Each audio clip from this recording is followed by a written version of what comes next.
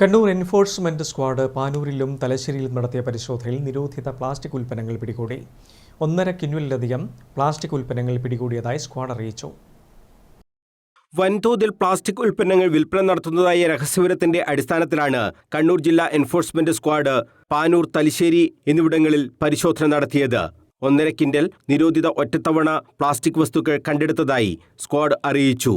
P. നിഷാദിന്റെ ഉടമസ്ഥതയിലുള്ള തലശ്ശേരി കുയ്യാലിയിലെ ഗോഡൌൺ, തൃപ്പങ്ങോട്ടൂർ കല്ലിക്കണ്ടിയിലെ OFCയുടെ ready to eat stall, Kunnothuparamba തൂവക്കുന്നിലെ ഇമറാത്ത് ട്രേഡേഴ്സ് എന്നീ സ്ഥാപനങ്ങളിൽ നിന്നാണ് നിരോധിത പ്ലാസ്റ്റിക് ഉൽപ്പന്നങ്ങൾ പിടിച്ചെടുത്തത്.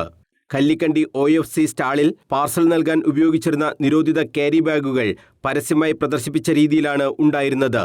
പല വലിപ്പത്തിലുള്ള പ്ലാസ്റ്റിക് ക്യാരി ബാഗുകൾ, ഒറ്റത്തവണ ഉപയോഗ പ്ലാസ്റ്റിക് ആവരണം ഉള്ള പേപ്പർ കപ്പുകൾ, ഗാർബേജ് ബാഗുകൾ എന്നിവയാണ് പിടിച്ചെടുത്തത്.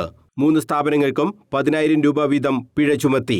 പരിശോധനയ്ക്ക് squad leader M. Leji, enforcement officer KR Ajayakumar, Shareekhul Ansar, നഗരസഭാ health inspector Dinesh E, panchayat health ഇൻസ്പെക്ടർമാരായ N. രാഖി, C. രജന എന്നിവർ നേതൃത്വം നൽകി. News bureau, Kannur.